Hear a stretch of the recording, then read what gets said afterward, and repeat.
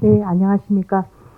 오늘 진행되고 있는 사회 대개혁 정책 포럼은 다시 돌아가신 우리 조성우 스님이 마지막 자신의 그 비상 행동과 함께 이것을 이론화시키고 정책화할 수 있는 그런 그릇이 필요하다라는 뜻 속에서 이제 여러분들이 동의하면서 만들어 온 과정입니다. 그래서 오늘 첫 토론회를 하는 과정에 아마 선배님도 가시는 길에도 마음 이제 참여하고 계실 거라고 생각을 해봅니다.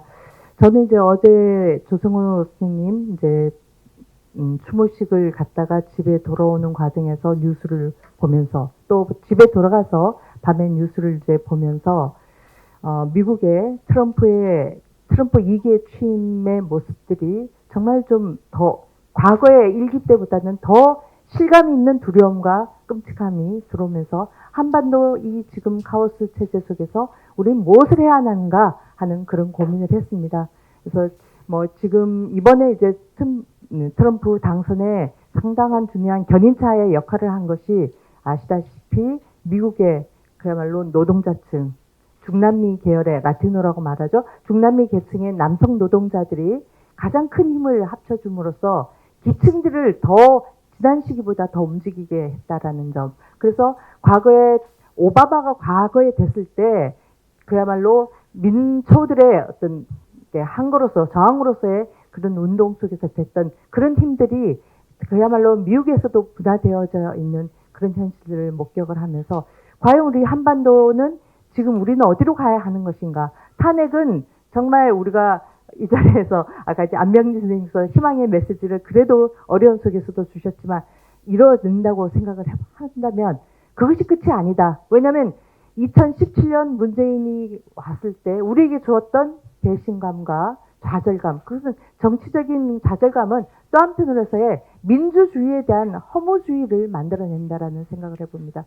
이번 시위 전체 과정이 아직도 계속되고 있고 오늘도 계속되어지고 있지만 선생님들이 보시다시피 오늘 파시스트에 대한 그런 얘기들이 많이 나왔잖아요. 근데 파시스트가 만들어지는 것은 그저 아니죠. 그냥 지도자 한 사람이 있기 때문만이 아니죠. 그 기초로서 사회적인 어떤 현상들, 큰 틀에서 들여다보면 2010년 전후로 한 우리 한국 사회의 신분제적인 어떤 흐름들이 나오기 시작하면서 소위 2015년도에 개념으로 분출된 흑수저, 금수저론, 헬조선, 이제 이런 어떤 인식들이 사실은 일배를 만드는 가장 중요한 어떤 힘들이 되어서 뭐 우리 2014년 봤잖아요. 그 세월호 그 유족들이 단식 농성을 하는 앞에서 피자 파티를 하고 있는 그들의 잔혹한 모습들. 정말 저는 그때 이 사람들이 인간인가라는 생각을 할 만큼 악마들의 등장이라는 그런 생각을 했는데 그 사람들의 그런 결기는 과연 무엇인가? 이제 그 흐름들 속에 하나가 그 사람들의 기본 생각 중에 하나는 그야말로 형태적으로 나타나는 것, 민주화운동에 대한 반발, 여성주의에 대한 반발, 그리고 소수자, 사회적인 약자들에 대한 반발, 이제 이런 것들이 합쳐져 있는 여러 가지 모습이 일본에 있는 이제 지금은 일본에서 다른 형태로 나타나고 있지만 재특혜라는 일본에서 그야말로 그런 이제 수혜를 받는 사회적 약자층에 대한 비판하는 그런 흐름들이 신사회주의 흐름 속에서 나왔던 맥락들.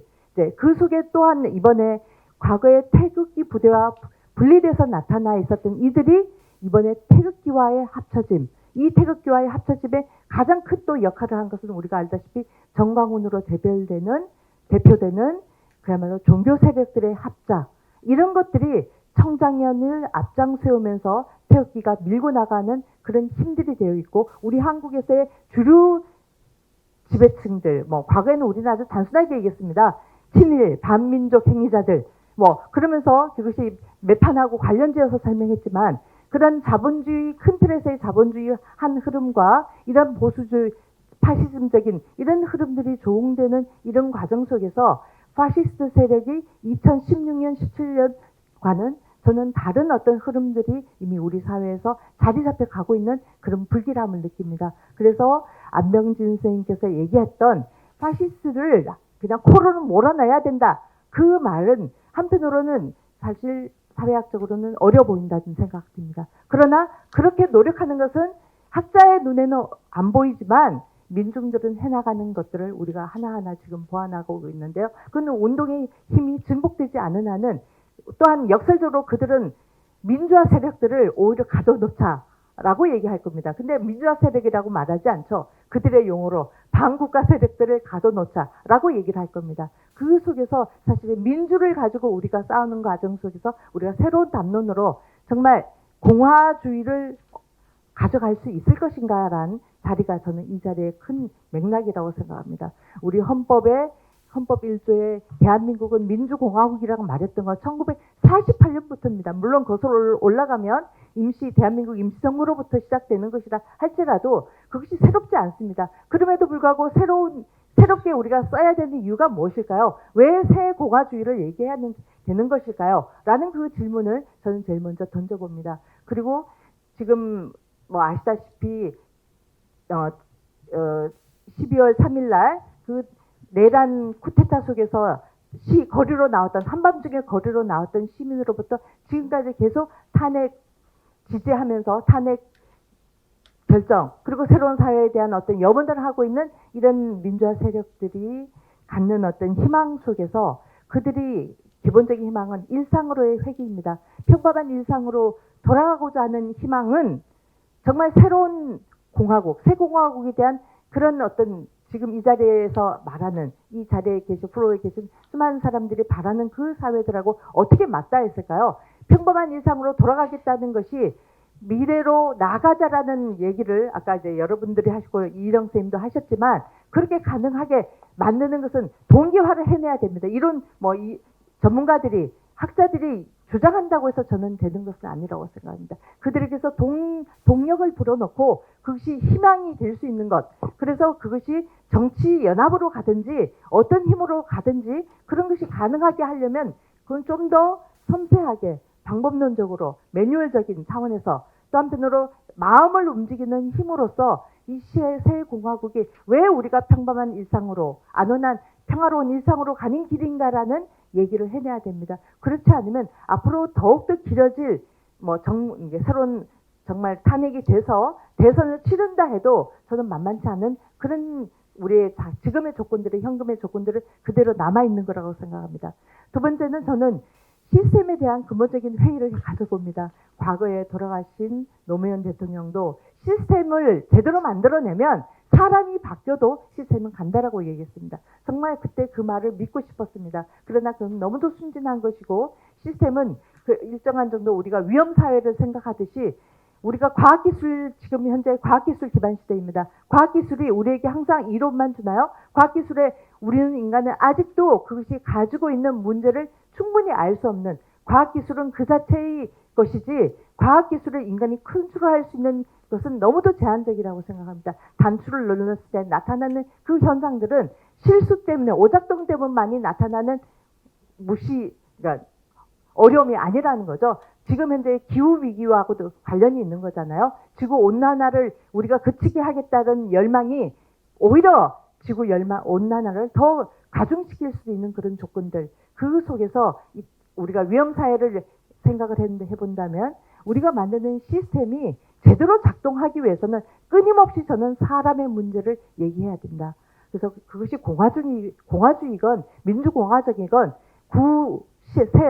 어떤 것이든 좋습니다. 저는 사람을 끊임없이 바꿀 수 있는 노력들. 근데 사람들이 계속 혁명을 싫어하잖아요. 다들 피곤해하잖아요. 이런 이러한 시위가 일상화되는 것도 머지않아서 피곤해할 지인데 어떤 계속되는 혁명조차도 사실은 피곤해한다라는 걸 우리가 역사적으로 20세기 목도를 했습니다. 그 속에서 우리가 어떻게 달라질 수 있을까? 그 달라짐이 우리에게 희망을 줄 수 있는 것인가? 그래서 시스템과 사람이 같이 갈 수 있는 조건을 만들어내기 위해서는 우리가 좀 더 전문가들, 운동가들이 좀 더 고민을 해야 되는 것이 아닌가라는 생각들을 해봅니다. 큰 틀에서 지금 얘기하고 있는 파시즘, 전체주의, 이제 이번에 여러분도 보시다시피 미국에서의 선거에서 일론 머스크를 비롯하여 수많은 세계 초국적 자본들, 특히 이제 과학기술을 기반으로 한 자본가들이 붙었습니다. 그들이 꿈꾸는 세상은 뭘까요? 과학기술로서 그야말로 미국이 아닌 전 세계를 꿈꾸는 그런 사고를 지금 하고 있는 거잖아요. 그래서 스페이스 X라는 인식이 바로 지구촌을 하나로 만들겠다. 어떤 힘으로? 바로 그들의 힘으로죠. 근데 우리 지금 현재 처해 있는 한국도 역시 저는 그 틈바구니에 있는 한 체제 카오스에 휩싸일 수밖에 없는 조건이라고 생각합니다. 그래서 어젯밤에 제가 한 고민 하나만 얘기하면서 제 토론을 마치고자 합니다. 이 이제 토론문에는 제대로 쓰지 못했던 내용인데요. 어쨌든 어제 보면서 지금 미국 트럼프는 어제 이제 인터뷰에서 김정은이 좋아할 거다 하면서 김정은에 대한 자기의 어떤 나름대로의 러브레터를 쏘았습니다. 그걸 보면서 트럼프는 앞으로 남한 정부도 가지고 놀겠지만 북한 정부도 가지고 놀 거라는 생각을 해봅니다. 그런 열망이 있죠. 그렇게 되려면 과거에 2018년, 19년과는 다른 제스처를 분명히 취할 겁니다. 북한은 역시 지금 적대적 두 국가론을 이미 얘기한 상태이니까요. 자, 미국의 그런 흐름들은 일본의 지금 정치 위기를 극복하는데도 남과 북의 분열을 저는 이용할 거라고 생각합니다. 그리고 중국도 역시, 중국이나 러시아도 역시 마찬가지라고 생각합니다. 지금서 아까 뭐 그래서는 충분히 얘기됐지만 발표는 되지 않았던 신냉전 체제로의 그런 위기감들이 어떤 의미에서 트럼프가 등장하면서 더 고조될 그런 가능성 속에서 한국, 남한은 지금 위기에 더 직면해 있는 형국을 정치 경제학적으로 보고 있습니다. 그 속에서 저는 이걸 돌파할 수 있는 하나의 방법론은 결국은 김대중이 2000년에 보여줬던 남북 정상회담을 해나가면서 미국, 일본과의 그런 대화의 노력들, 이것이 가능할 때 저는 이 현재의 위기를 돌파할 수 있는 가능성, 그 속에서 공화주의를 내실화시킬 수 있는 가능성. 그래서 아까도 여러분들이 말씀하셨지만 내환과 외환, 내전과 외전은 다른 것이 아니다. 지금 우리에게 동시에 지금 전개되어 가고 있는 현실 속에 우리는 국면에 처해 있다는 것 얘기하고 싶습니다. 감사합니다. 재작년 11월 말이네요. 부터 작년 4월 총선까지 연동형 비례대표 때문에 제 중요한 여러 가지 해야 되는 일들이 있었는데 그때 일을 못했습니다. 근데 그 5달 정도의 시간을 거의 새벽부터 어떤 날은 김밥 3개 먹으면서 하루를 보냈는데 뭐 덕분에 장염이 심하게 걸려서 고생도 2번이나 했어요. 근데 그걸 하고 나서 뭐 그것이 갖는 한계 우리 역사적으로 다 알고 있잖아요. 작년에 일어났던. 근데 정말 좀 허무했습니다. 그리고 다음번에는 절대로 이런 운동은 하지 않아야 된다. 그래서 법 제도화가 돼서 제대로 된 연동형 비례대표가 제도화되고 또 한편으로 그 전대가 되기 위해서는 아까 제가 얘기했던 진보의 정당들이 제 자리를 매김을 할 수 있도록 돼야 된다. 뭐 사실 우리가 의도적으로 아까 정일구 선생님의 말씀도 있고 제 글에도 그런 얘기를 하고 있습니다만 의도적으로 진보의 정당들을 더 세분화시키거나 아니면 보수당인가요? 국힘, 그다음에 민주당들을 우리가 쫓겨낼 수는 없는 거죠. 그러나 정말은 우리가 가치의 정당이고 가치의 정당으로서의 역할을 계급의 정당으로서의 역할을 한다면 그들도 쪼개져 나와야 되는 것이 지금 우리 현재의 정치적인 수준이라고 저는 생각합니다. 근데 그러지 못하는 그들의 이유를 우리가 잘 알고 있잖아요. 뭐 예를 들어서 김상욱이 대표적인 거 아닌가요? 김상욱이 지금의 구구 정당에 있는 지금의 형국으로 보면 파시스트 정당이잖아요. 그런 정당에 있는 것이 옳은 것인가요?